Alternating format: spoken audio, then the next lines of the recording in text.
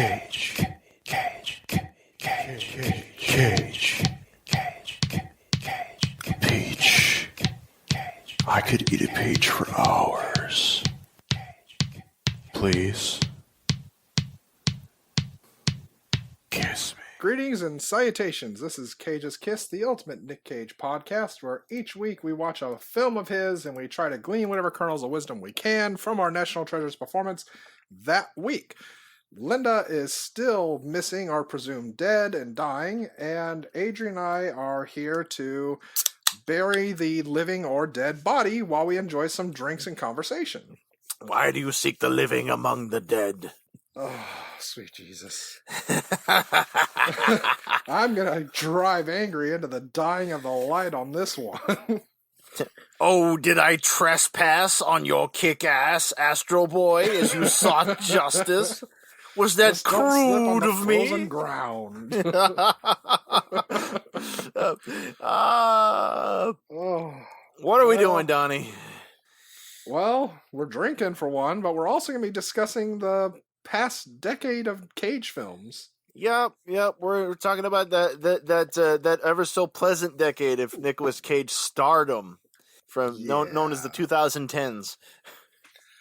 Yeah, I kind of look at it like the moment when you see a shooting star in the sky, and you're like, wow, that's so beautiful. But then you realize it's shooting and it's going to die. And we're kind of at the tail end when light starts to fade.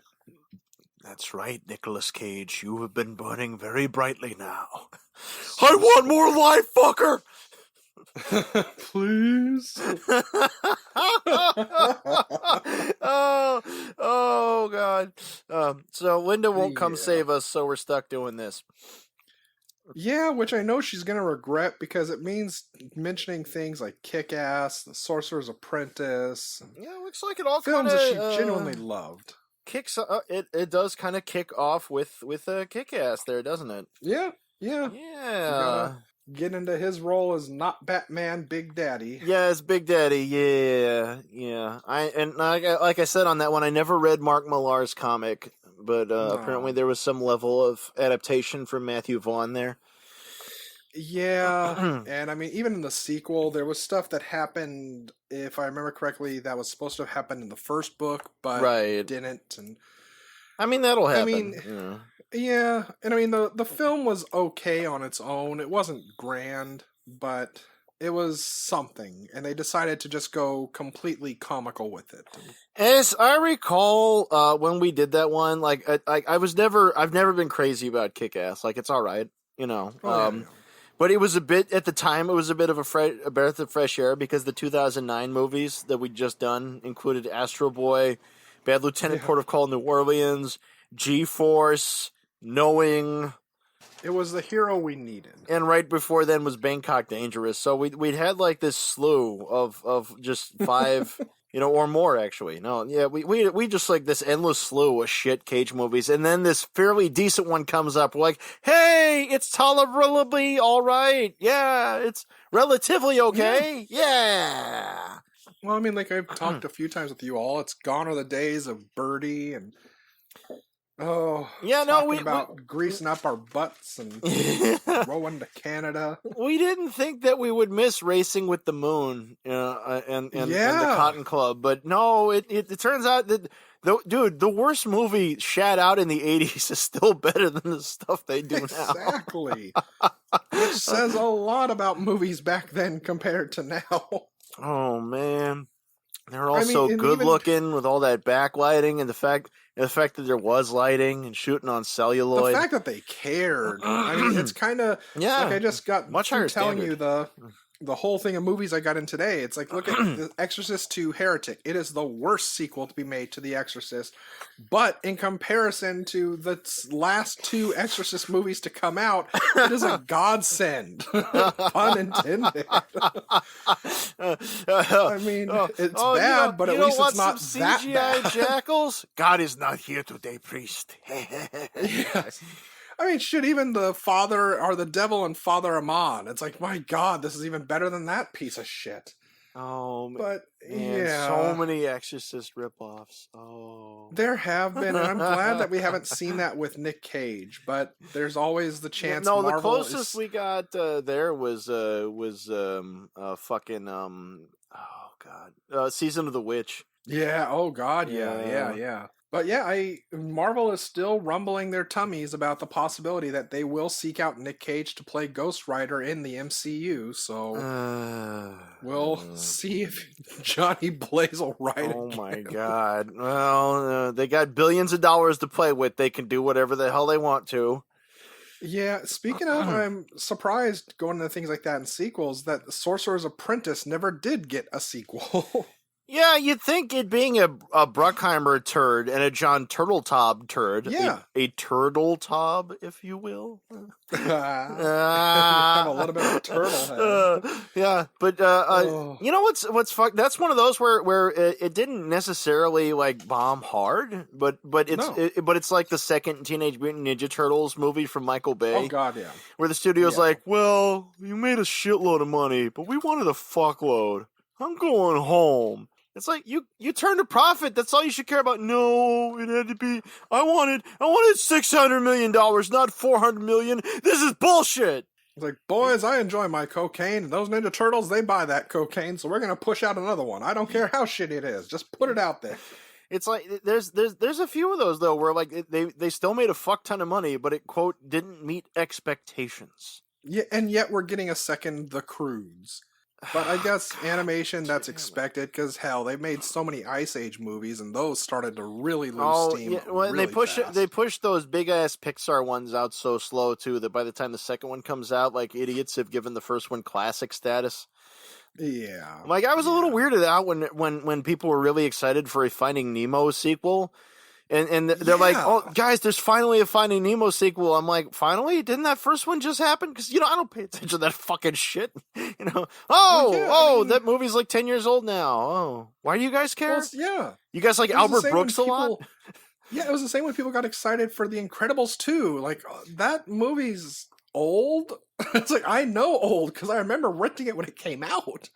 Like, yeah, no, really I remember. Now? I remember you guys trying to watch that at your parents' old house when I was there, and for some reason it wouldn't run sound, and it only did this weird black and white thing. Yeah, and I think we gave up on it and watched Team America instead. Which was a better choice. Which is a better choice, yeah, I think so. Yeah. Oh God, but yeah, no. But you see here at the start of 2010, you get Cage in Kick-Ass, and it's like this ray of hope, and it's like his return to profit after this shit fest. Yeah. Then you get Sorcerer's Apprentice, and he's back with fucking Disney. Yeah. And it's garbage, but it's like mainstream garbage. I remember when that came out too. I saw the trailers and I like nearly peed myself laughing.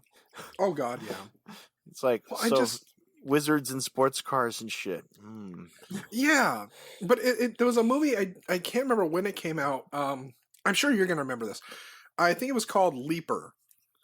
And it was about people that had this magical ability they learned where they could leap anywhere in the world they wanted Hayden Christensen in Jumper, I'm pretty sure. Jumper, yeah. It was just, that seemed like the thing to do at the time. Yeah, it's just was that around the same time? Mystical shit into modern settings and having fun with it. I think Jumper was ever so slightly earlier because I think I was still at Hollywood Video when that one came out. But Hollywood Video, the one I was at, closed in 2009, so it's probably not too far different. The funny thing about Jumper is it's this globe-trotting thing, but because of the fact that like his superpower is just a transition, it actually just makes the world feel really small and uninteresting. Very much true. It's not like he could fly or anything, you don't get any cool vistas or anything. It's like, look, now I am in a backdrop that looks like Rome. Garçon, bring to me the food that Europe has. Yeah, it reminded me of the Wayne's World when they're using green screen and showing it. It's like, look, suddenly we're in Ireland. And then we do another shift and suddenly we're underwater. Oh, wow. I got a gun. Let's go to a Broadway show. Yeah, exactly. It's like, people need a little more zing these days, like that fuck awful Marcus Nispel Conan where they had the terrible 3D vista for each location with the title card. God, yeah. And it's like, this isn't going to get old. Oh, wait, it already did. Yeah. That was sad. That But would, yeah. not as sad as what happened with Left Behind and Oh god! oh Well, fuck. this has been a rotten fucking decade. I mean, even not looking at Cage movies. No, not at all. But I mean, it's even going back and looking at the 2010 to now. I mean, yeah, we had a ray of hope with Kick-Ass. Then Disney got a hold of Cage again. It's like, okay, whatever. Yeah, like Season of the Witch kind of farted its way out. But then we had the glorious what the fuck of Drive Angry. oh, god damn it! Oh god. Linda needs to get away from Death's Door because I really want to talk about Color Out of Space. I know, but yeah, it's like no, the one Drive thing Angry. that made everything worthwhile and saved the year. There have only been a couple of brighter spots in this decade here, and the way I reckon it, that's pretty much down to stuff like Joe and Frozen Ground to some extent. And for me, Dog Eat Dog and The Trust. Yeah, exactly. I was gonna say, Dog Eat Dog. That was a savior. Yeah, because there's a lot of because on a few of these like Linda's been delighted and some of her guests have been delighted at the crazy caginess, but I'm like, yeah, but we've seen that and the movie's still shit, Yeah, and even then, I think. Because this happened when we had our guest from the Alamo Draft House who had the Cage screening. Oh, We reached a point, and it was around the time with Joe, that you're watching these and you're just like, am I broken? Or are these just getting to the point they're no longer even interesting? Because even when he does Cage out, you're just like, I've seen you do better. It's like, I've seen you flip your shit to a point where I'm like, oh, that's the Cage I fell in love with. That's the Cage I liked. But now it's just like you don't even try. It just happens. And like Joe's one of the few ones where it's sort of like hammered into a performance, that suits the character. And I'm not really going to accuse him of like running amok and doing whatever, but like a lot of those like there's a lack of script, there's a lack of care. So and so in many of these, it's all like, look, he's doing his thing. It's like, yeah, that's like falling asleep at a ballet and only waking up when somebody tripped. Yeah. Well, I mean, it's the same thing that kind of happens with. This is why we joke a lot about him doing drugs and needing money, and all the reviews I find, bad reviews especially, all mention. They all go back to they're like, oh, he needs a paycheck, and everybody goes back to that shit from 2009. And they're like, oh, dinosaur bones. Am I right? Huh? Yeah, he's but crazy. Like they just forget that all actors have to do shit films at some point or another in their life. And I mean, do they give this shit to Wesley Snipes? Yeah, and it's what would have happened and was happening with Chris Farley until he died. He kept expecting to be playing the same person over and over and over. Yeah. And the last film he did, even though it seems a curse with chubby comedians that all their last films are horrible shit, the movie was just not that entertaining. It was horrible. And the only time you laugh at it is for wrong reasons. That it just goes off on its own madness. And you're like, well, I'm glad he's not around to see how fucking horrible this movie was. But even before that, he just would have continued doing the same role. Yeah. And Cage, it just feels like that's kind of what they expect from him. It's like they don't hire him for his actual talent. They hire him because they know he's eccentric. And they just expect him to, like, put him in front of a camera, like people do with their fucking babies, and go, be funny. Yeah, he seems like the eternal optimist, in that he can find a way to make taking the role make sense to him. Like he's constantly justifying it to himself. But like we said on the last one, though, is that what makes me mad about all this is that a lot of these shit ones for the last 10 years have come out under the Saturn Films banner with him as one of the executive producers. Yeah. Which means that he's responsible on both ends. And it's like, okay, maybe there wasn't so much money, maybe there wasn't so much time, maybe you were shooting in Bulgaria, one of these things, but like you could have put your foot down in there somewhere. I have a feeling. Yeah. And I mean, at the same time, and because we don't really know until we interview or corner the man at, freaking Trader Joe's. But it could also be the same with certain other actors. I want to name specifically William Shatner. When you had someone like Leonard Nimoy who's like, hey, I've been paying attention on set. I want to direct. And like, no, you're an actor. You can't do that because actors cannot produce or direct. And then he comes out and boom, he actually directed and it was an okay movie. Then Shatner's like, well, fuck you, I want to make my own movie. And then Shatner's fighting fucking God. So, He was. I mean, it's kind of the same thing, especially with producers' roles too. I mean, some of them know what they're doing, and others, it's like, oh, well, if I just donate $10 to your name in this project, then I get a producer's credit. Yeah. I mean, you can even do the same on Patreon with some people. If you donate $300, you get a freaking producer's credit, and you don't have to do shit. It's not fair to assume that actors can't direct. I mean, like in theory, like they should know that better than anybody if they're, if they've been on enough sets. You know what I'm saying? Like, for enough time. I mean, like, Ben Affleck's a good director. Yeah, well, he is. He's proven that to me as well. But I mean, at the same time, I kind of have to, because it's part of my fucking backstory, I guess, on our wiki page, if somebody ever does one for Cage's Kiss. It's like, with all the documentaries I've watched on porn and porn stars, every single one of them that's gone on to direct and do better with their lives, all have said they just started hanging around crew members all day, learning how they do their job, how boom mics do their job, and how recorders do their job. And I mean, it's only natural. It's like, like musicians who have been at it a long time and then take to producing and recruiting other acts, Yeah, I mean, it's the same thing, and it's kind of, even though he's still alive, and he's close to being the #1 Beatle if Paul McCartney ever dies out. Oh. It's like what happened with Ringo Starr, and even how Family Guy made fun of that when he wrote Yellow Submarine. And they're like, oh, that's so great, Ringo. We're going to put this right here on the fridge. Oh. Yeah, I did. Good. People give Ringo so much shit. Most of his solo shit's better than Paul's. Honestly, it did do a lot better, and there are really fun stories about him trying to get help between Paul and George, and how he just said, all right, fuck it, I'm doing my own thing. Yeah, and there's nothing wrong with it, No, unless you're someone like Nick Cage and decide to do your own thing. Well, like when we were covering fucking Escortisetto, like one of the things I pointed out, it's like, he directed a fucking movie. Yeah. He made Sonny, and it's really not the worst thing. No, that's not the best thing, but it's not the worst thing. You know?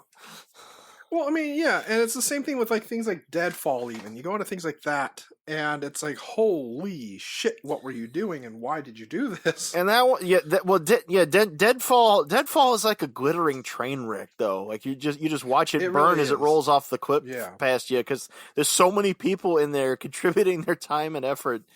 It's like a flaming train going at full speed, and you're just watching the screaming faces on fire. Look, guys, Charlie Sheen with a goatee, 2 James Colburns, and that one guy from Aliens. Wow. I mean, it's still far and away better than The Trust. Oh, well, you didn't like The Trust. That's right. Yeah. No, I was not. See, a fan of The I Trust. like that one. It's probably largely for the fact that it just struck the right tone. Since so few of the movies that we do, manage that, because so that was for me was one of the bright spots. But to put it in context here, like shortly thereafter comes disappointing shit like Oliver Stone's Snowden. Oh God! Which we all agree really should have been a better movie considering who was involved. Yeah. Subject matter or whatever. And right before The Trust is fucking Pay the Ghost. Yeah. Which is just an incompetent horror movie that's in New York, but you think it might be New Orleans, but it doesn't matter because it's Canada. Exactly. Canada can be anywhere. It is anywhere. And right before that's The fucking Runner. I know. And a movie that has no reason to exist. It doesn't even want to tell a full story. It's just, I want to do good, but I did bad by it's like a soccer coach. Look, guys, American politics, am I right? Ooh, oil companies, they're ooky. Yeah. Ooh. Like, you guys like that Primary Colors with John Travolta, right? Well, why not this? This is Secondary Colors. Yeah. Yeah, even Warren Beatty did a political movie, but that was just, oh my God. And again, he wasn't a senator, right? He was just like a congressman. Yeah. Representative, but they get the scenes of him like addressing the House or whatever the shit, and they got him on a set, and they cut the news footage and then back to him on a set, Yes. like he's supposed to be this well-off, high-profile politician, but is shot in what is probably the producer's house. Yeah. And Which again, it's yeah. yeah. Yeah, no, Yeah, go ahead. it's just the whole thing. It's like it's a little bit like a Roger Corman movie from back in the day where it's very frugally produced. You know, it's Yeah. like, okay, Well, so we got these guys in this water heater, and we'll cut to a shot of a V2 rocket. All right. well, that's why. Speaking of, I love showing friends Roger Corman movies, especially the horror, Oh just because yeah. it's fun to point out his space sets and going all that shit lining the walls is all McDonald's to go containers. They're all Oh styrofoam. That's all God! egg containers. Galaxy of Terror all day and all night. Exactly. But I mean, it's like even looking at that and the fact that even he said he could do a movie about the fall of Rome with two guys in bed sheets and a bush. He really could have. And Well, a you lot of can, films do this. because you know, well, at the end of the day, like filmmaking really isn't about money. Like it really No. isn't. I mean, the industry will trick you into thinking it is, but no. Like Well, even when they have money, like we learned with films like The Runner and such, it's you can still have the old tricks, even in big budget movies, of we're going to film in the producer's home and we're going to make it look official. And then we're going to cut to other shit going on. And it's Yeah. just the same cycle, just done on a bigger scale. like when Martin Scorsese had to make The Last Temptation of Christ in 1988, Oh, and, yeah, and yeah, nobody yeah. would give him any money for it because it was like, oh, that's too hot to touch. He got, I think, $5 million for the whole thing, right? Yeah. And yeah. he's on location shooting a fucking period epic for $5 million, which by 1988 was no longer a lot of money, you know. No. But it all works because Martin Scorsese knows what he's doing, and it's all about how you frame exactly. things, you know. Yeah, yeah. Yeah, unlike this other fucking shit. Like you mentioned Left Unlike Behind Outcast? earlier. Left Outcast. Outcast, yeah, fucking Outcast again with Hayden Christensen. Shooting a movie in China that's super gung ho for China. Yeah. Like these are the rungs he's going down here. It's like Canada, Australia, Bulgaria, China. Yeah, you got to go where the money's at. I get, yeah, or whoever's dumb enough to hire you. Yeah, no, and in that one, Cage's eyes put out at one point, and he's just squinting, and he's got the hilarious haircut the thing. and the beard, and he's kind of half doing an English accent, but mostly just talking like this. Yes, his "I am the White Dragon," Yeah. which I gotta say, it's looking at that film and then knowing that we have the what is it called? The not Tai Chi film, but his new kung fu film coming out. Oh, you talking about Jujitsu? Oh, okay. It's Jujitsu. Okay. If you have not looked up the synopsis of the film, he is a master of Jujitsu, and all these fighters are getting ready to fight an alien that lands on Earth, and also is a kung fu expert apparently. And Naturally. None of them apparently in any of the trailers use jujitsu. It's okay. They had the title just lying around, and somebody had to take it. Yeah, it just feels like somebody heard the whole rumor that before Stallone did the last Rambo movie, he was going to make a movie out of a novel called Prey, which was about a man who's an ex-Marine in the woods hunting and comes across an alien, and they start hunting each other. And they decided, why not do that? But I also love Power Rangers, so let's have some ninja fighting in there as well. That just sounds like a collision of a couple of fucking David A. Pryor movies.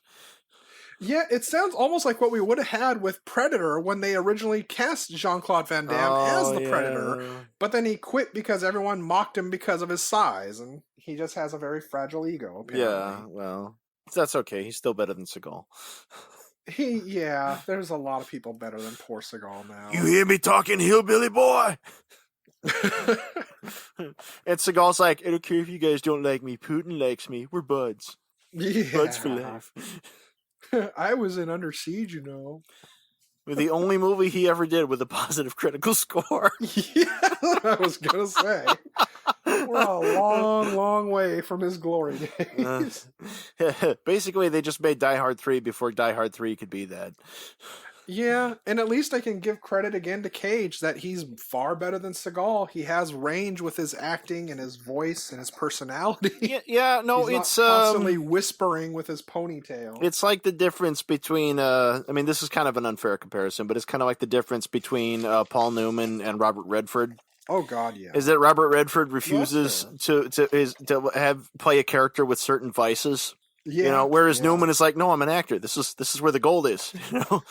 Yeah. It's like Cage is unafraid to portray, an alcoholic, a drug addict, a loser, a murderer, he'll do all that shit, to the depths of the soul. I mean, that's how he got the Oscar. Yeah, exactly.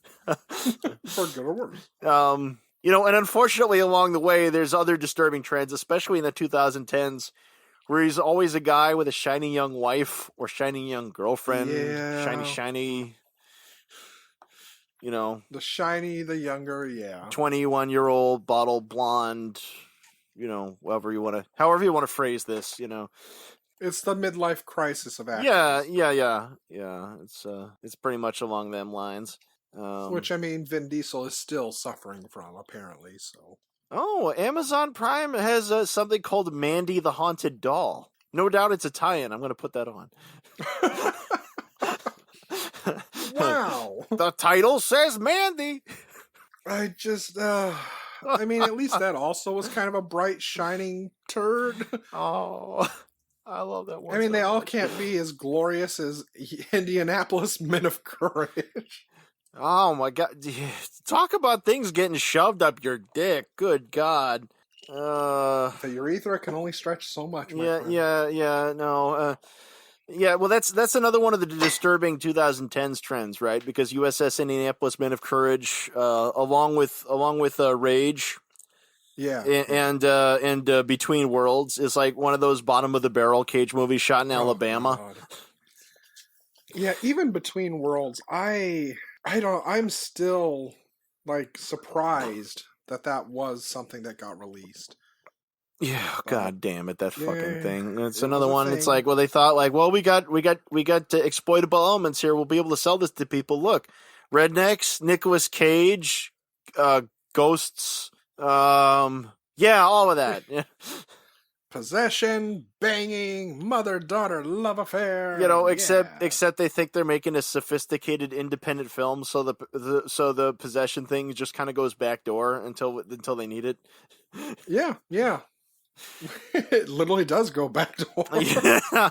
Well, yeah, that's another one. It's like for a lot of them we haven't had anything for Linda's segment, right? Because like it's all like no PG-13, no nipples and butt cracks, we can't show that. No yeah, PG-13, it's Disney, nothing, broadest audience possible, and then that one is just like no, there's a lot of fucking. This one is the one with fucking in it. There's a lot of Nick Cage and a nut hugger in that, and it is just on full display for your eyes. Yeah, that's and if that's all you care about, then you can go ahead and stream that one, man. Yeah, which again, I think that's kind of also where he got. I refuse to believe that he really did just give up and decided to embrace the persona that people gave him as crazy. And that, like you said, he justifies to himself taking these roles. No, and yeah, he really I think puts he's himself still into it. But you still know there are people that rent these movies because, like, oh my God, he's in it. This sounds so horrible. It's got to be golden. Oh, of course. And then they're not disappointed, especially with something like Between Worlds, where you have the unexplainable being hosed off and doing heroic poses. And it's like, I mean, and I guess in Cage's mind, he was able to tell himself that he was sort of doing Wild at Heart all over again. The difference being that David Lynch was able to put these things where they belonged, in the order they belonged, Yeah, and I think it's like we've said before, when you and I have talked about this, especially with surreal films, it really does come down, like most other films, to the director. Some directors can really pull out that performance and they can really wrangle their actors. But when you have a director that's kind of like, oh yeah, you're crazy, you're eccentric, I'll just put you out there and do your thing, right? And you have nothing else to give, you're not going to get anything back. You're not going to get what you're expecting in your head. Well, you're just getting what you feel is your money's worth for actor that you paid. It'd be different if they made it into some kind of grand freak show and they put like Clint Howard in there, Michael J. Pollard, Steve Buscemi. Like if they really just got it all in there, like Bobcat Goldthwait maybe somewhere. But even like even though it's not in the decade we're talking about, that's kind of also going into things like Zandali, Oh, when you get yeah. a bunch of characters like that in a film, and you just let them do their thing. Well, I mean, with good things can Zandoey, they didn't happen. even half understand like what kind of a nugget Yes. that was going to be later on. Like they just thought they were making a highbrow sex film. Yeah, yeah. You know, directed by a guy named Pillsbury. Yeah, exactly. Oh, poke me there and take my panties off in a mud puddle. Jesus. Nothing says love like fucking in a cathedral. Again, it was a simpler time. Oh, the 90s, everybody. Yeah. Colorful neon 90s. Well, that's what happens when you get us old boomers talking. We remember back when there was sex and it wasn't shameful. Yeah. The 90s was probably a little too sex positive, but that's how it was back then. It wasn't all like everybody getting all messed up. Like, I don't know. They said yes, but did they mean yes? I don't know if that was consent there. Well, I mean, that's its own story itself, especially when you look at things like Blade Runner, and it's like, oh, it's such a great romance between Harrison Ford and his love interest. Like, he was raping her at first. It's not rape if it's a robot. Yeah, and that's also it too. It's like it's not rape; it's just forceful kissing. It's like they're reluctant, so you just have to force them into realizing this is what they want. If you look at the kind of romantic roles Harrison Ford had, like remember Witness? Remember Ford and Kelly McGillis in Witness? It's like when they finally like when the bow breaks there and they decide they're gonna start going for it. Like it's like they're eating each other's faces. It's like they're gonna. It's like cannibal zombie time. It's like a Salvador Dali painting. Exactly. It's like, oh my god, there will be no one left alive. And that there'll be nothing but bones. Oh yeah, the bone. But no, you'll see that in biopics very often. If you listen to the audio commentary on Dewey Cox, they'll point out that like in a lot of biopics, if like the main like husband and wife or romantic partners or whatever, like when they reunite, their sex scene is always super violent. Like they're always clawing the fuck out of each other, knocking each other through bookcases and windows and shit, like downstairs. Like it's like fighting and fucking. It's all the same.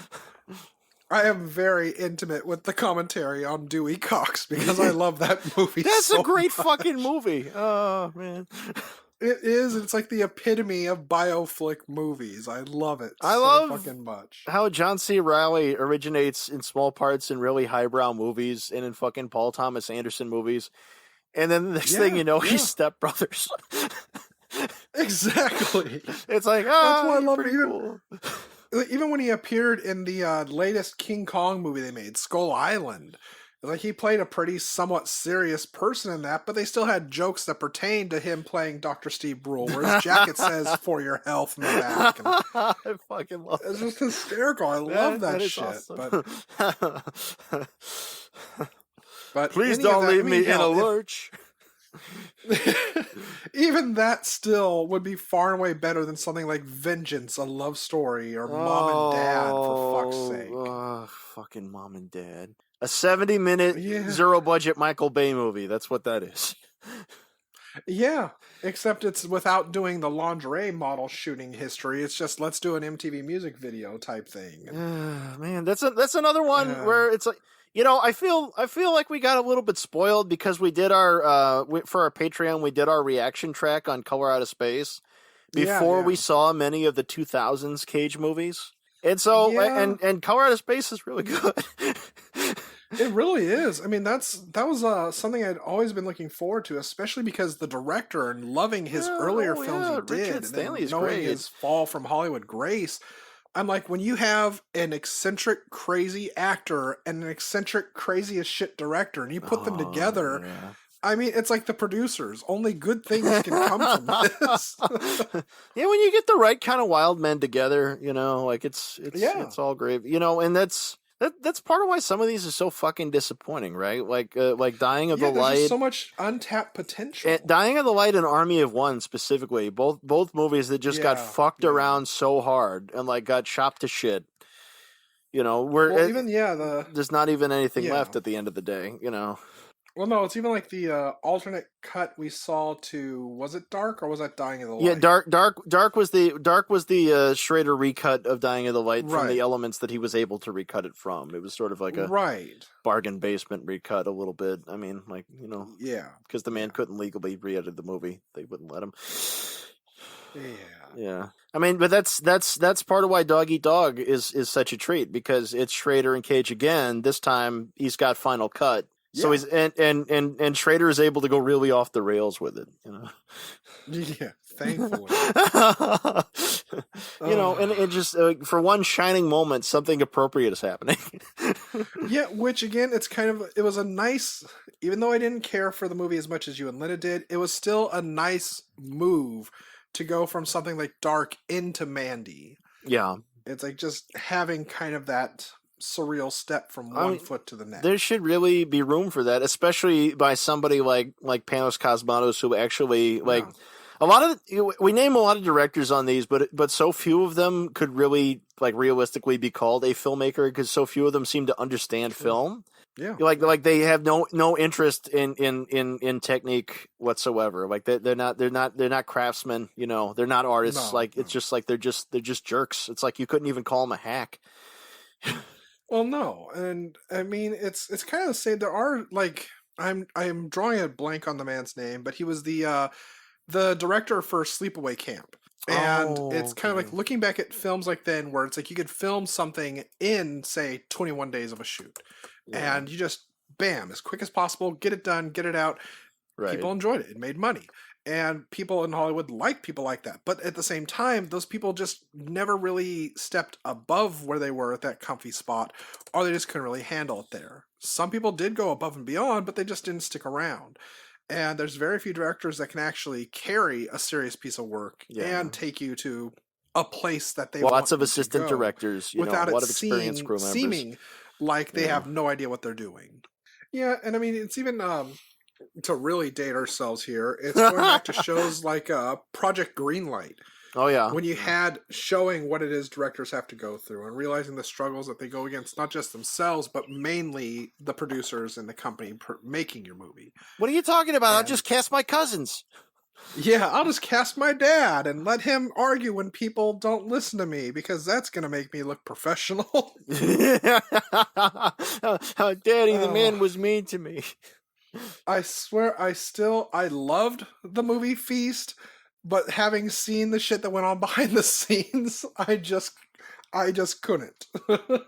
It was no Coven. Oh God! Oh Jesus God!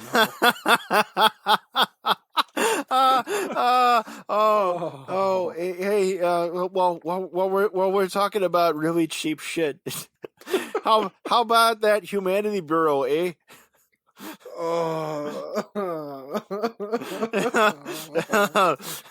one where the guy got shot and he put a ketchup packet to his eye because they couldn't afford he got the real peanut blood. butter toast, over peanut his, butter shut toast. out That's eye. right. And then he's got like this stylish like silk eye patch for the rest of the movie. So he's a I think his I forget the actor's name, but he had like a punk band. Right? Something called like Headstones or something like that. But he has this theme song over the end credits that's like shitty folk or something like that. Yeah. I've done the math. God. I mean, are we talking about the ending before the kid when everyone got shot? Well, no, yeah. the never-ending. Spoiler, everybody! End. In the Humanity Bureau, everybody dies. Yeah. Thankfully. Oh God, that still is one of those movies that puzzles me when you were telling me about the camera technology they were using. Well, no, and you're just right. How cheap it looked. Yeah, no. But so it looks like it kind of looks like an asylum movie. It's very chintzy. It's a very no frills production, Canadian production.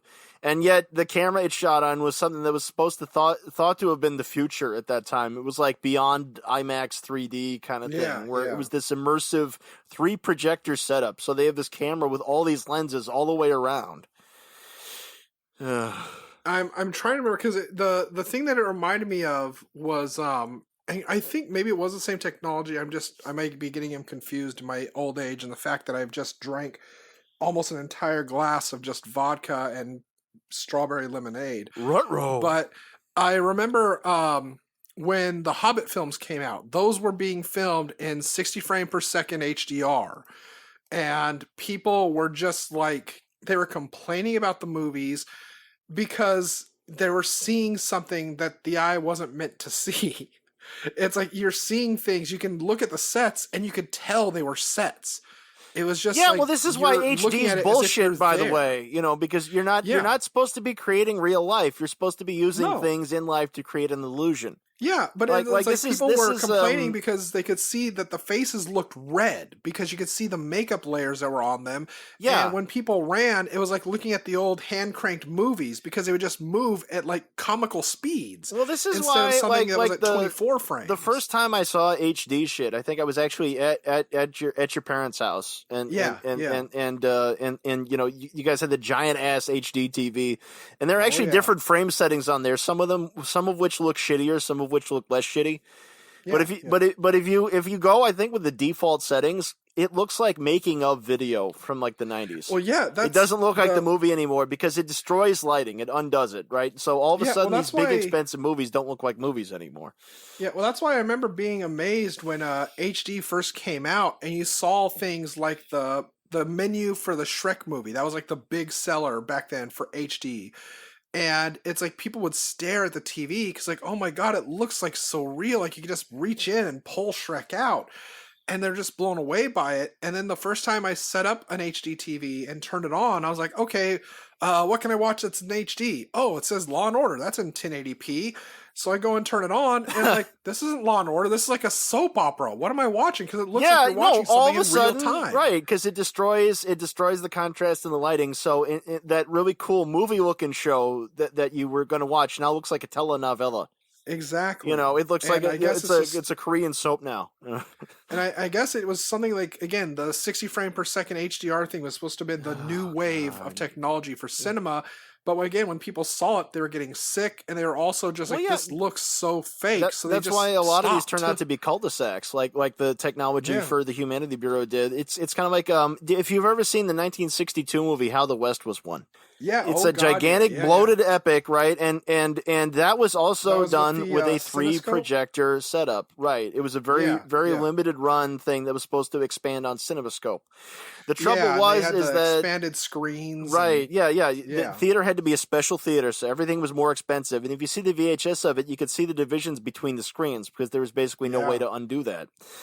yeah. And the trouble is like when you actually saw this in the theater as it was meant to be seen, it was the effect really only worked for certain seats. They have a huge theater Yeah. because they have to recoup the money, but only like for about like 10 seats in the middle in the sweet spot will it actually work. Oh yeah. Yeah. But I and also another film that did something similar like that as well was The Haunting from 1998, I think it was, or 1999. Oh, somewhere the around. Yanda Bont And- one. Oh. Yeah, and it's like I remember renting that, and suddenly you would have a movie go from letterbox into even wider letterbox because they had to show you the full effect of the camera they used for certain Oh, scenes. And You think they could have just It's- done like certain tapes would do and just squish it? yeah, You know, like No, like they most, had to show it. like before everybody started getting wide TVs, like most VHSs, you'd get a Yeah, pan no, and it's scan true. version of it. You'd have the Yeah. credits squished so they could show all the credits. So for that, like especially in the older ones, everybody's heads would get really tall. yeah. And then throughout the movie, you'd either have really awkward cuts to almost the same shot to try to incorporate something that only worked in CinemaScope, or you'd have like it's especially obvious in the Cable Guy VHS. The God, scene yeah. where they're in the restaurant at the table together, and the camera just does this fake pan back and forth between the faces. Yeah. And yeah. since we're just moving within the same frame and there's no actual camera motion, there's no change in angle, so it's the most awkward fucking thing. Yes. But yeah. De Palma's films, when they went to VHS, he'd always just squish the shot. Because he's like, Yeah. well, it'll look a little weird, but you'll still see it as intended. But instead, we get somebody in Canada using technology that made a film just look like it was something by the asylum. And Yeah, because they spent all their money on the camera, and they weren't really clever enough to make. What that one reminded me a lot of was the Last Chase. Remember that one with Oh, Lee yeah, Majors and Yeah. fucking Burgess Meredith, oh god. which is also not very good, but it's better than the Humanity Bureau. Which a lot of films, thankfully, are. Yeah. Another big. Unless we look Sorry. at things like 211 or Looking Glass. Oh god damn. Okay, well yeah, well 211 is another foreign monstrosity, you know. And we're not dumping on foreign films, we're just jumping on the ones that Cage was in. Yes. Yeah. Cuz you know, there are probably some very good movies made in Bulgaria, I'm sure. But 211 sure wasn't one of them. At all. Like not even well that's another one where there was some fuckery. Because Cage signed on, I think, to do a movie about a couple of uniformed policemen in a car with a young man forced to do a ride along, and there's a shootout, and like they all learn a valuable lesson. I think that's the movie that Cage signed on to do. But in the movie that we actually see, there's this Interpol agent lady who's supposed to be so sassy. And she's Interpol, she's taking down terrorists and shit. Yeah, you know what? And you notice that there's a scene that she is in, that Cage is in, where she's talking to the captain who Cage was just talking to, but they're never in the shot together. Yeah. Because I'm pretty sure she wasn't in the original screenplay at all. No, even like I told you, the not superimposed, but the same thing of cutting her into scenes where it looked like the kid that was on the ride along was looking back at the Interpol lady. Because it goes from him looking in the back of the car to suddenly we see her getting out of her car and standing there as wind blows by and shows off she has a gun. But they had nothing to do with each other at all. But the way it was filmed, right? And a lot of characters never meet too. Well, it's kind of like those late '90s movies they do with Michael Pare or somebody like that, or Michael Pare or fucking Peter Weller or Dennis Hopper. Oh, yeah.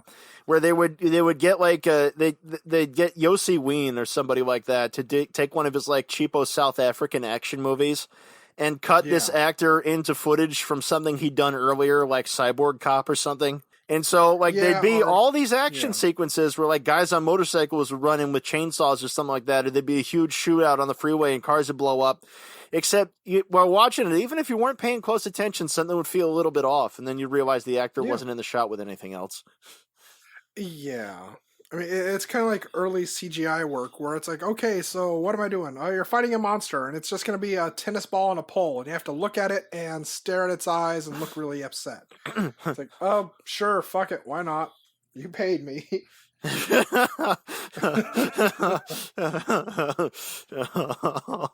Oh yeah, no, and then the badly contrasted see-through lobster thing crawls across the floor, and Denise Richards falls over.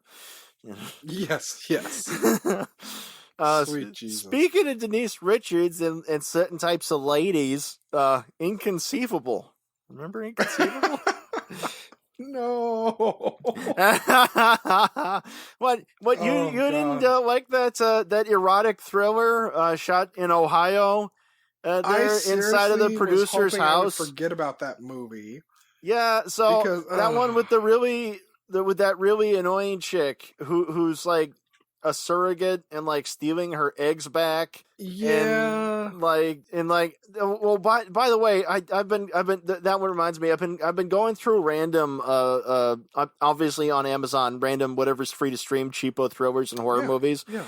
And like a lot of those, quite a few of those, just like Inconceivable, decide like, hey, you know what'd be a really random value add? What's that, Mort? Let's just have some dyke shit in there. Yeah. Yeah, that has nothing to do with it. That you don't know if it was real or if she was just using this woman to get to this family. Yeah, no, and it's always this is how you know it's exploitation, because it's only done with women, and it's only done with the attractive ones, you know, or the quote unquote attractive ones, whichever attractive ones they could get, you know.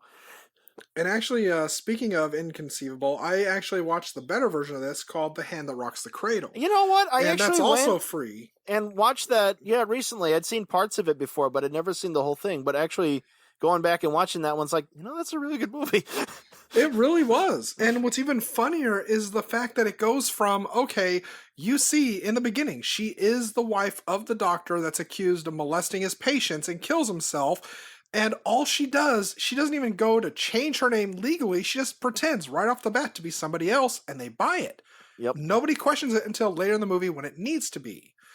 And it's like, that was so much simpler versus, a woman who goes and kills a couple and then goes and kills another couple and is now moving into this family's life to kill this couple to get her kid back.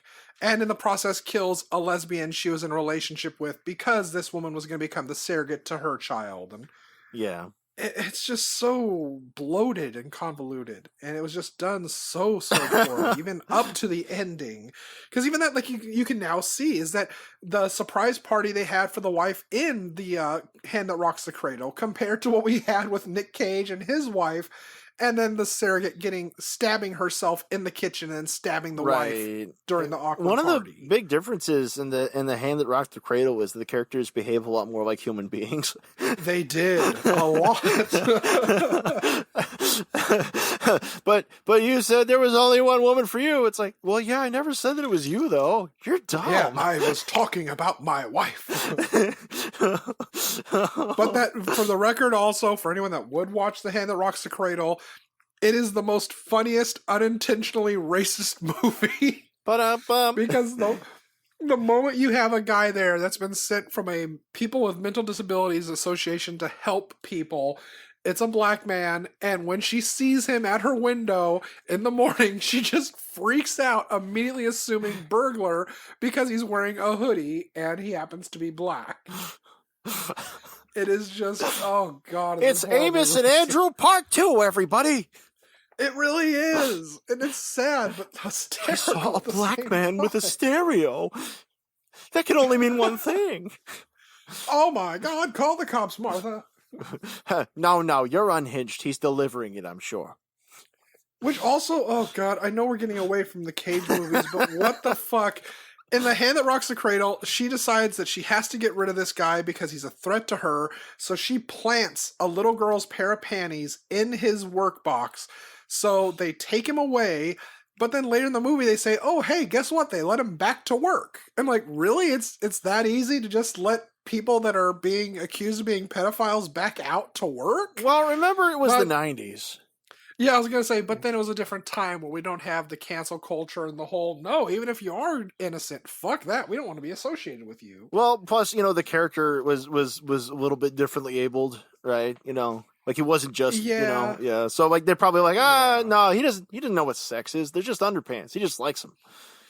Yeah, he just likes the pattern. There's a terrible, also off topic. There's a terrible straight to streaming horror movie on Amazon. It might be off Amazon by now, but it was called Let's Not Meet. Oh. And in that one, there are these. I think there's these ghost monster things, and there's a guy who's like fighting the ghost monster things that like the characters who are camping like encounter. And the character, this guy who's fighting him, he is a child molester. Oh my God. And in his tent, he has little kids' underpants on clotheslines. Jesus. and it's just in there. It's like, well, you're a pretty bad person. It's like, yeah, I'm pretty awful. Hunting a monster, though. Yeah, it's like, well, you got me guilty. Yeah. Look that up and look up the other children's horror movies this director made. You're going to want to not meet him. Much like the director of Kids and Bully. And you don't want to meet Larry Clark? You don't want to get punched in the face because he's a violent psychopath? A violent psychopath who made his career off of choosing actors that looked incredibly young. I think he also did What's Up Rockers, which also had an underage cast who also gets laid. Yeah, I would not. Which was not my problem with that movie. My problem with that movie was everything else. Well, it's the same even with Bully. It was an interesting story, but oh my God, this man can't do shit with a camera. No, he just thinks he's counterculture and outside Hollywood, and he sort of skates on that. Like, I never saw his version of Teenage Caveman, but I'm sure, it's not worth it. Yeah. I mean, he's not the director of the Human Centipede, and Tom Six, cinematic genius. He didn't actively go to 4chan and ask them what they would like in a sequel and then actually give it. He did it. It was beautiful. It really was. He's going to stitch us up. What the fuck? He's going to stitch us up ass to mouth. Those movies are a blessing. God, people realize one day. They don't know what a gift those movies are. Yeah. Oh, hey, speaking of bullshit, Looking Glass. No. Yeah, Looking Glass. I'm running a hotel and my marriage is made out of problems. And look, a magical mirror that shows me people fucking in room number 10. It's a miracle. Yeah. It's like, oh my god, I shouldn't be watching, but I watch these people fuck, and now I'm actually horny for my wife. I gotta go bang He her, just but she keeps has doing it. problems. Why was there a secret window only into one of the cabins? If you're gonna do that, just do the whole motel. God damn it! I honestly was expecting that to happen. That would have made sense. But That's the no, only they thing that would have didn't. made fucking sense. The guy it was based on had that. He had vents where he could see people in every room of the hotel. Yeah. Yeah. It's like, that's more realistic. That's more of an interesting story. Yeah. Instead of, oh, I hope there's a hot person that gets checked into this room. Instead, all we got is a fucking truck driver wanting to bang behind his wife's back, getting the last line of the movie. Yeah. That's another one where it's kind of like inconceivable where it's like, oh, you had a premise here for a thriller. Yeah. Too bad you didn't make one. It's like you could have done something like Rear Window even with that, but no, fuck it.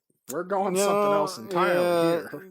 But you have the long exploitive scene where the dominatrix there has her female slave or whatever, and they're going at it in the cabin, and like it kind of goes on for a long time. It's got that blue lighting. It's like, oh, is this the part people are supposed to be fapping at? I'm not sure. Yes, because lesbians. Yeah. World's most mysterious how of exotic. creatures. Yeah. Yeah.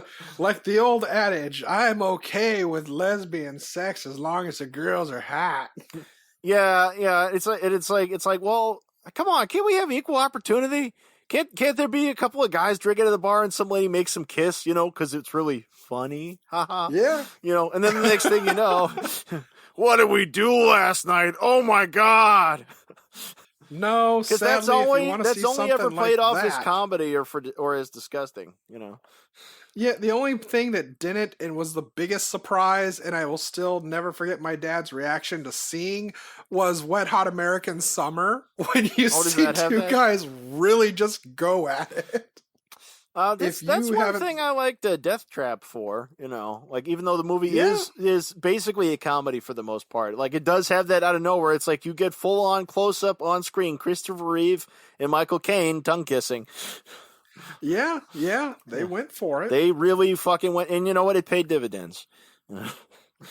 Unlike Teen Titans Go to the Movies.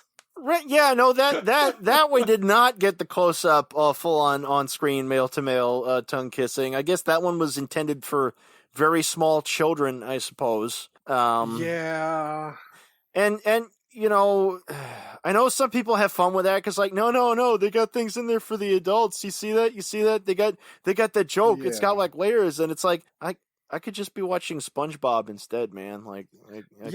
There's other people out there doing this a lot better, or most of the animation from the 90s. Yeah, it's like I know some people love that one. Some people who aren't or are sick today. Yes, sick and or presumed dead. Yeah. It's like it's not enough for me, man. Like animation's an art form. You got to do better than that. Well, again, that's why it's like in comparison that with Spider-Man Into the Spider-Verse. I really like the use of different art styles, but it's still a product of what it is. Yeah, and we still have to realize that animated movies are made for a certain audience. They're not Miyazaki films where fucking grown-ass adults can cry their eyes out watching the damn things. Yeah, I guess they can't all be the Plague Dogs. No. Yeah, unfortunately. Yeah, no, like Into the Spider-Verse, again, there are things to appreciate. It certainly could have been worse, i.e. Teen Titans Go to the Movies, or any of Cage's other animated films, like we mentioned in the 2010s, there is The Croods. Yeah. Fuck. I just I cringe so hard when I see we got one of his animated features coming up, because fuck. Well, and again, it's because, in the same way, there's a lot of animated movies that I just, for the life of me, I can never watch because I know what they're going to be like, and I don't want to see that. I mean, this is... And Yeah, this is Go this is ahead. why I can't really discuss movies around people who have children or people Yeah. who care for children. Because at my old job, everybody most everybody either had kids or they had like a babysitting business or some shit, and they're like, "Oh, you're not talking shit on Frozen, are you? You're just a hater. You're just a hater if you don't like Frozen." Mm-hmm. It's like, I don't have any fucking children. There's no there's nothing for me in fucking Frozen. God damn it. It's ugly as shit, and I Well, don't like that humor. Fuck off. yeah, it was the same thing in the Art Institute of all places, where I was joking about Leonardo DiCaprio, and I cannot stand his movies. I still really No, I've he never does been some impressed with okay him. films, but he's just still like I used to joke. The most entertaining thing I ever saw him in was Gilbert Grape because he was just laughing hysterically at himself, and he was playing a natural I role. could go any But time. it's like I said this, and this fucking dude in our class that I'm not even kidding looked like David Boreanaz from Angel and hated that fact. He was like so offended by this. He's like, that's really disrespectful that so many people don't really give him the respect he deserves because he's done amazing work in films his whole life. And No, he's he only hasn't. gotten better the older he's gotten. Like, the motherfucker has models on a boat on a private fucking island he bought and is making eco-friendly bullshit with it. I can and deserve the right to make fun of him if I want to. The best thing DiCaprio has ever really done is to be basically tolerable once in a while. Yeah. And that took him a while. I will admit it's an improvement. It really did, yeah. Because like when he appeared in Celebrity, Woody Allen's Celebrity in 1998, where he's playing a character who's parodying himself, that was thoroughly appropriate. He tries to throw a woman out of a window, and his appearance in Django Unchained. Yeah, that's probably the best thing he ever did, honestly. Yeah, even like his acting in Once Upon a Time in Hollywood. It's like I was more impressed with Brad Pitt in that than I was with him. Yeah, well, But that's the even great then, thing about it's Brad still- Pitt. Nice understated performances. Yeah. But I mean, it's the problem I also have with animation is that I don't like a lot of 3D animation.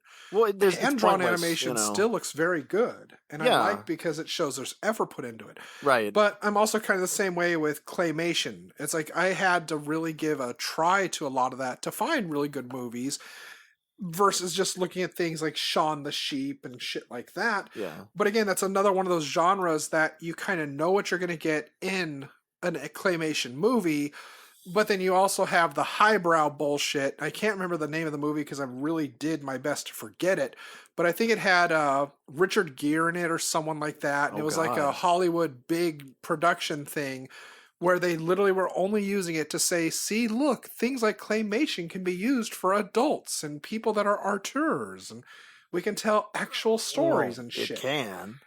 Doesn't It's mean like, it does. go fuck yourself. Well, you say Richard Gere, and that's one of those like, oh man, fuck that guy. Everything he does, just fuck him. It's not literally everything, because there have been good movies that he was in. It wasn't his fault that they were good. Nobody else seems to like this one, but I thought that Robert Altman's Dr. T and the Women was actually a really good moment for him. It was probably the best thing he ever did in terms of his own performance.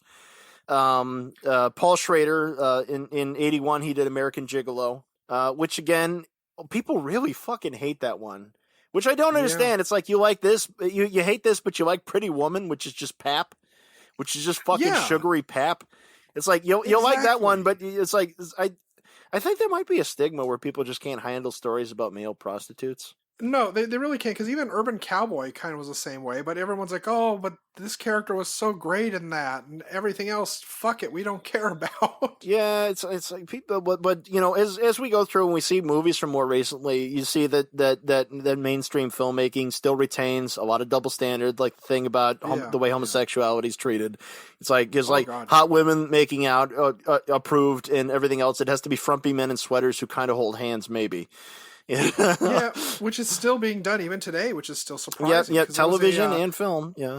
Yeah, there was, I can't remember the name of the movie that came out recently, but again, it was a whole thing of two big actresses playing a lesbian couple, and there's like all these interviews about, oh, this is how it was like filming this really hot scene, and I was just in the moment, so I decided to spit in her mouth. And I was like, oh, we're both playing with this now, and we're both really into it.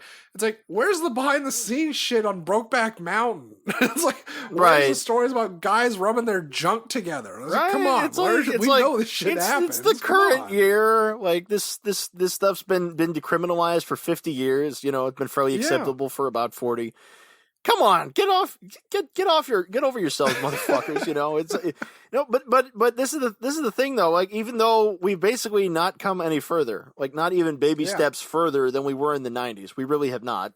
People still pat themselves off the back. It's like, look, we did this exploitive lipstick lesbian thing. It's like, oh, that was brave of you. Yeah, they've only been doing this shit since the late 60s. You know? Yeah. I mean, it's kind of sad, but still funny how relevant it was when South Park made fun of it. When they're like, oh, God, don't let Sundance come to your town. All their movies are just about gay cowboys eating pudding. It's like, it's still essentially the same thing. It hasn't changed. If you ever watch Kids in the Hall had a sketch where a bunch of gay guys go to the premiere of a major Hollywood gay movie, and in it, the guys are both in parkas the whole time. And like, you see breasts, but you never see any you never see any part of a man. Yes. It's like they're about to kiss, and then the garage door comes down. Yeah, and it's like, that's how I feel about Brokeback Mountain. It's like, really fucking brave. Your thing that shows me nothing and gives me nothing, and you know. Yeah. Like, you know, it's like some people have been trying to push that forward. Like in the early 80s, there was something called Making Love, you know, which had a story like that, you know, but like, of course, he gets swept under the rug. Yeah, but then you even have things that pat themselves on the back, like Chasing Amy, where it's like, oh, we're going to talk about what happens when you have a three-way with your friends and how your friend is secretly gay, and we're not going to go into this anymore. We're just going to leave some stuff up to suggestion and what you want to put into it. Thanks, Kevin Smith. Thanks for Jersey Girl. Yeah, thanks for that. And oh fuck, Tusk and Hosers. Yeah. I didn't see Yoga Hosers because I did see Tusk. I was disappointed with Tusk. It was Tusk is just it was very overlong for what it was. I liked seeing what's his name in there, Haley Joel Osment. Yeah. I think I like the way he's aged. I can totally relate. Yeah, he's actually doing fairly well now. Yeah. It's like, you know something, Haley Joel, you're a right guy. You would have been good in something like A Score to Settle. Hey, maybe he could have saved that instead of what's his name in there. Oh, fuck. Are you talking about the son, Benjamin Bratt? No. Well, Jesus, Benjamin Bratt, who's barely in it. He's like, surprise, I'm the supervillain. You're like, were you even in this? Yeah. Oh, fuck. I mean, you mean Noah? Yeah. Wasn't that the one who played Joey? Yeah. LaGrosse's kid. Yeah. Yeah. Noah LaGrosse. Not necessarily saying he did a bad job, maybe. No, he could have done. He could have. Well, he showed up. He sure did show up, and he said his lines and everything, and yeah, he did good. That was a good boy. He did all right. You ever see that piece of shit movie Abandon? It was kind of like that. Yeah.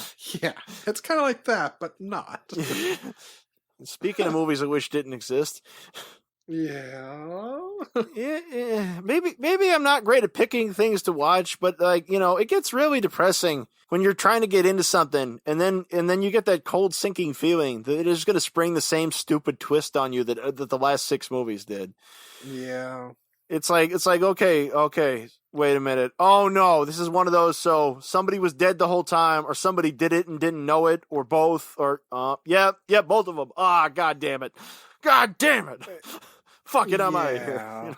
Like, it's your own house, but you walk out, It's kind of like this joke again Family Guy did about the waiting for a cat that sounds like it's going to throw up, and you just keep waiting for it to happen. Like, God, attack it. Oh, it's going to happen. Yeah. No. Yeah. Yeah. Oh, pretty much. Yeah. I mean, that's kind of been the experience with a lot of these films, especially now that we have moved on to just the disparity and all is lost moment. Yeah, well, Looking Glass, Humanity Bureau, Mom and Dad. But just like Dewey Cox inconceivable. taught us, we're gonna get to redemption soon, and Yeah. we're gonna have that last blaze of glory moment. Yeah, I mean, I'm curious to see what some of these are going to be, because Yeah. we're getting into the area where I haven't seen them. Like I don't know a damn thing about Running with the Devil, except that it's also the name of a Van Halen song that's pretty cool. Well, that's what I was going to laugh about and joke, because this better be about Van Halen writing that song, because I just want to hear nothing but that in Panama for like 2 hours. I live my life like there's no tomorrow. All I had to steal. Yeah, just Diamond Dave the whole time. Have Diamond Dave dub the entire cast. Have him like sing That the would be narration. amazing. Just Robin have him Hood dub and Cage Little the whole John time. rocking through the forest. I got my pencil. Yeah, I like the way that line runs down the back of the stocking. No, don't take him off. Don't take him off. And credits roll, and he's like, all right, I'll pay you for it. And speaking of shit to come, I'm mildly curious about the self-biographical movie that he's doing. The what was it called? I think it's The Unbearable Weight of Massive Talent. Oh God, It's kind of like It's his the one that's currently filming. JCVD, I guess. Well, we're going to be very lucky if it gets anywhere near as good as JCVD. Yeah, I mean that was pretty damn epic. Kill Chain's probably going to be nice and stupid.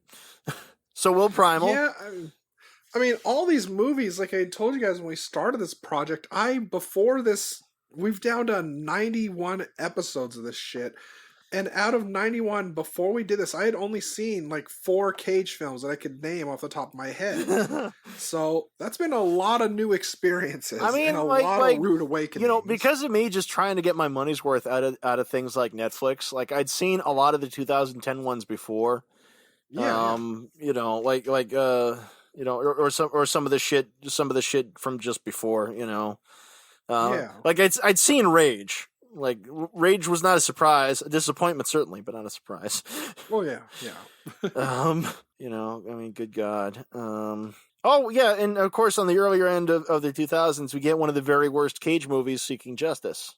Oh God. From Roger Donaldson, the completely workman-like director of the remake of The Getaway and Species. Yeah. Oh yeah. Yeah, he's really fucking bad, man. Who did The Recruit with Colin Farrell? Remember that? I'm Al Pacino. I outwitted you. Yeah, It turns out I'm CIA evil. movie. Yeah, Oh, that's right. I'm a fan of man. Al Pacino. Ha-cha-cha-cha-cha. I'm a fan of man. Oh, I saw that piece of Christ. shit in the fucking theater. It's like, can I like get twice my money back? Because it was like getting raped with a movie and then kicked in the balls. You mean you weren't surprised by the whole using technology against the guy? And Oh, yeah. Recording? No, it turns out this laptop's recording you. Oh, so it is. I'm going to confess so other people can hear me. Yeah, it turns out the laptop ain't working. I tricked you. yeah, I'm Colin Farrell. I tricked you. That's what I do. That's right. Yeah. I got this tattoo on my forehead. I'm going back to Dublin. Oh, fuck. I never miss. No matter what they do, they will never live down Daredevil. I do like Colin Farrell, but yeah, Daredevil though. Yeah. Let's try to remember him more for like In Bruges, Yeah, the good Colin Farrell. Yeah, it's Farrell cast. Yeah. Sweet Jesus. It was he not. might actually guess for that. It was not a good movie, but he was in a movie done in Ireland called Intermission. Which it's one of those ensemble things where it wants to be like another fucking Shortcuts or Pulp Fiction or something. But his character in it, he's a criminal, and in the beginning scene, like he's like flirting with this cashier in the store, and it's this really meet cute scene. You think it's gonna go all lovey dovey romantic comedy, and he's like, yeah, you don't know who I am? No, to be sure I don't. He's like, yeah, I could even be a thief or something. She's like, what do you mean? And he punches her in the face. As you do. And it's like, delightful. And then the rest of the movie never lives up to that moment. Oh, Christ. Yeah. That's a good summary, actually, of a lot of Nick Cage's 2010 to 2019 films. You mean that you didn't have fun with the fucking trespass there with the No, Nicole Kidman or Arsenal. and they're in the I almost forgot about Arsenal. Yeah, that exists. Arsehole. Yeah, People paid for that. Speaking of bullshit shot in New Orleans. This is funny. Just when I was getting to my wits' end with bullshit Cage movies shot in New Orleans, he starts doing the even worse one shot in Alabama. Yeah, Arsenal. Oh God. Arsenal, which is a fucking it's a fucking religious gangster thing. It is, but it reminds me very specifically of an experience that me and Linda had at the Emerald City Comic-Con, and it was with Christopher Lloyd, and it's because you have John Cusack in that movie, but you really don't know it's him because he's hiding himself for most of the movie. I don't want anybody to know I was in this. Black bandana and sunglasses. Yeah. And it's like at the Emerald City Comic-Con, they had this huge thing about they were going to have Lee Thompson, and they were going to also have Christopher Lloyd there for a Back to the Future thing. Ooh. And all these people are like, oh, it's going to be so cool. We're going to get our pictures taken with Christopher Lloyd. The dude was drunk, and he tried playing it off like a joke, but he came there dressed up with a old-fashioned, like, floppy brimmed hat that you usually saw in the movies when dads had like fishing lures and shit on it. Oh. Big dark sunglasses, a Hawaiian shirt, and shorts. He did everything he could to hide who the fuck he was when people were paying $80 for a photo with him. So did you wait in line? Of you with grandpa in glasses and a hat.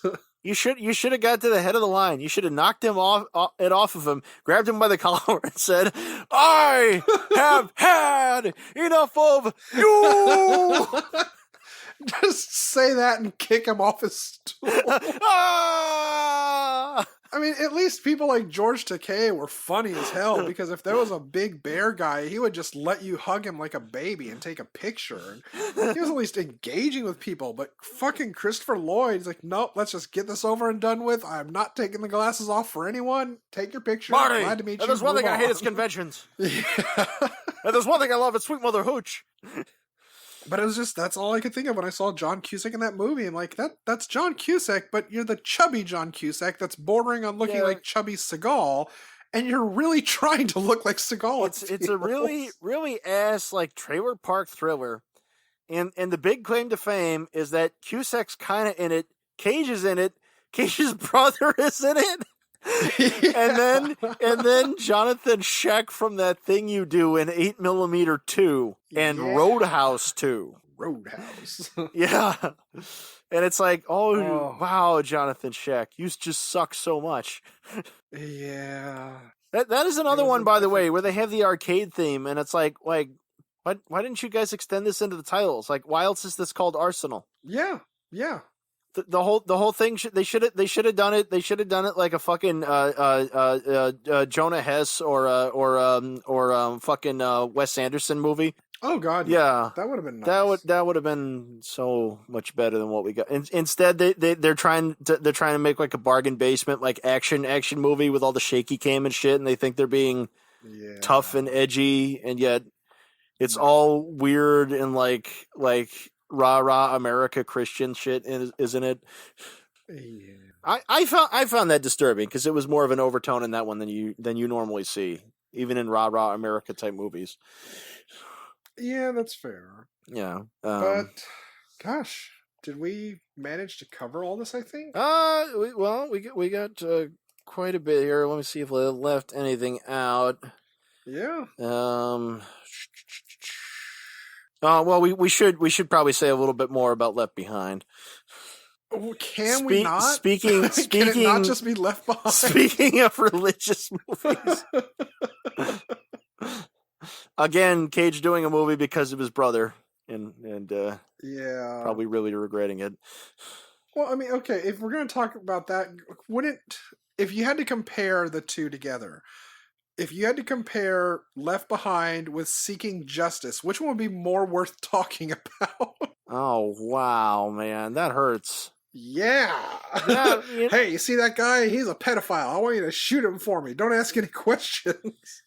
You see, Left Behind there is higher on that horrible amusement factor. Yeah. Sort of. I mean, like it's horrendous. It is a horrendous fucking movie. And then you have Seeking Justice, which is just the most just crash shit straight to video attempt at an action thriller. Yeah, absolutely. Yeah. It's like, look, it's the guy from Memento, tormenting the guy from Con Air. You guys like this? See, even though they're old and have beards now and are playing chess, and everybody's telling each other to turn off their cell phones for some reason. We get a disturbing amount of these Cage movies that just sort of are about cell phones for some reason. I know. I've kind of noticed this trend, and it was just a 211 was all about cell odd. phones. Fucking A Score to Settle was all about cell phones. And these were all before, or no, these were all after, rather, movies like 15 Minutes and shit, where you also had, like, even the movie Cell Phone. Yeah, cellular. From like 2004. Cellular, Yeah, and I kept bringing that up, especially when we did Seeking Justice, because it's like, isn't this no longer a novelty, guys? Yeah. Well, I mean, it's still fun to look back now, especially with films like Untraceable and Fear.com, all these things about how supposedly hacking and the internet works. And well, yeah, Untraceable was a fucking torture porn movie for old people who don't like torture porn movies. Yes. Fear.com has a great excuse because it's about fucking ghosts. You know, of course the internet doesn't work like that. Because there aren't ghosts, so there are in this movie, you know. Like that one is at least fun and aesthetic, and it's shot in Eastern Europe and it contributes to an aesthetic, you know, unlike the Cage movies that are shot in Eastern Europe. Yeah, unlike the Cage's ghost movies, yeah. Yeah, you know, and fucking bullshit like Ghost Rider Spirit of Vengeance. I'm in the country of Eastern Europe now with my motorcycle. But we have Idris Elba speaking French, and he's an angel, with why not? Contact lenses. Yes, and a love of wine. Yeah, because Europe, right? It's like, oh, you do rather like your wine. Yes, we are in Europe. People don't get drunk on, like, Mad Dog or anything like that. It's not like we have that. Yes. We bottle feed children wine so that they're used to it, unlike you Americans. Ah, pig dog, puh. I hate you. Yes, that's Europe and America, pretty much. Yeah, so just Drive Angry, Ghost Rider 2, and 211. You can put those in a box set together. I think that'll work. I think they are in a box set. I actually paid $7 for that on Amazon. and then throw together Seeking Justice, Trespass, and Rage in another box set. Yeah. We do enough of these, we'll fill up the whole $5 bin at Walmart. Pretty much, yeah. You could put together Frozen Ground, Left Behind, Dying of the Light, and Pay the Ghost, and you have a set there. I mean, it wouldn't surprise me. So much shit. But nobody wants Stolen. Nobody wants it at all. Yeah, Stolen. Did you know that this city was settled by pirates? I'm gonna beat you up even though I only got one leg. I still can't. That's right. Oh, fuck that movie. Customizing the trunk for the little girl. We see him customizing the trunk and putting the glowing stars. Yes, to get rid of what you and I were talking about. It's like, yeah, the glowing stars, you took out the whole latch to undo the fucking trunk if you get stuck in the trunk. Yeah, so like if we had any questions, they covered it. They covered it already. Yeah. Exactly. Yeah. It's like, oh, smart move. Shit movie, but smart move. Yeah, I even remember when that was a trope too in movies, where people are like, yeah, well, this wouldn't happen with cell phones. Aha, we're going to start making that a thing now, where we have to explain why they don't have cell phones and why their cell phones don't work. Just make them Mennonites. But in horror movies, you don't have to. You can just say ghost. Yeah. Like, well, sometimes cell phones don't work too. That's true, especially when they want you to upgrade your phone. Because the more you technology, the more shit there is to break. That's right. It's the future. It's broken. That's right. If it's broken, it must be 2020. Yes, exactly. Like the other night when my internet wanted to go down.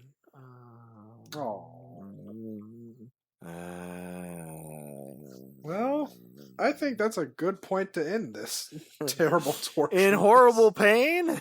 Yeah, in memoriam to our dearly departed Linda. If Linda should return from the grave, we will one day be talking about fucking what you call it? Colorado Space. Colorado Space. Yeah, that's the ticket. Yeah. Or we can wait until Charles Band gets together to make music for this movie and redo it again. Metal Really Storm. give it the treatment it deserves. The destruction of Jared Sand. Oh, goodness so gracious I me. guess, listeners, you can please listen, follow, rate, and review Cage's Kiss on Apple Podcasts and Podchaser. And check out our stuff on YouTube and check out our Patreon at www.patreon.com/Cage's Kiss. That's CAGES, capital KISS. ING, yes. Yeah. Oh. First comes love, then comes marriage. And Then comes Cage. Donnie, where can people find you on the interwebs? On Unreal Goals on the Twitter and on the YouTube where I have Wisdom in the Bottle. Ooh. Yes, we put out a second episode. Yes, the third one is shortly coming. Ooh. And I'm also the boy who blew over on Pornhub. And you can also find me and my sister in Coyote's Bluff, the radio drama podcast thing that exists. It's real. We did it. Otherwise, that's about all we got going on, I think. Ooh. Oh, and I got Donnie's reviews on cageskiss.com website. Donnie's reviews. Oh my. Well, I'm Adrian. Adrian? You can find me on the interwebs. I'm on DeviantArt and also on the Patreon as Leo the Fox, lowercase LeoTheFox, all run together, all one word. You can find my official artworks and my super secret artworks. It's November, so Inktober's all done. I'll just be doing regular pictures and stories and such because I'm always doing something of that nature. You could find me on Goodreads. It's been a slow year, but I'm reviewing things. And yeah, and you can find Cage's Kiss on Facebook and on Twitter at Cage's Kiss. There's no apostrophe. And you can visit our website at cageskiss.com, which also has no apostrophe. And you can write to us at cageskiss@gmail.com. And if Linda were here, she'd tell you all about how she does the bed knobs and broom flicks about witches in history and favorite familiars because there's fuzzy animals. And she's on a Golden Girls one called When Girls Were Golden. Is that right? Yeah. Does that sound right to you, Donnie? That is. I think it's in Linda's tone. It's When Girls Were Golden. After the waves drank Atlantis, came an era untold when girls were golden. If only that were the case.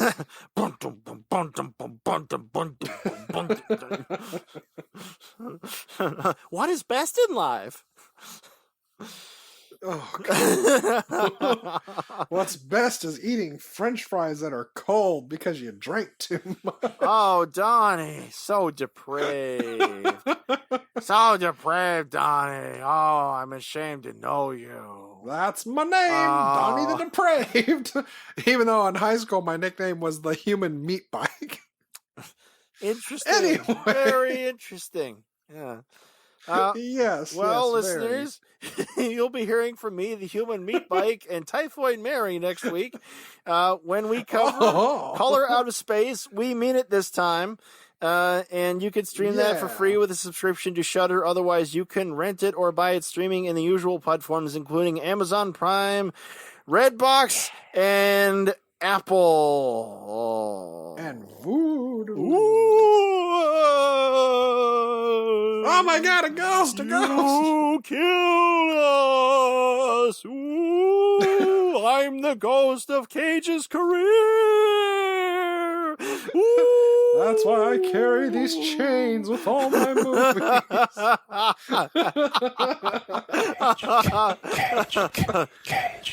Peach.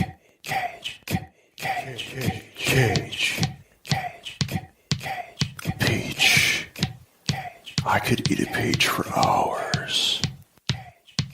Please. Kiss me.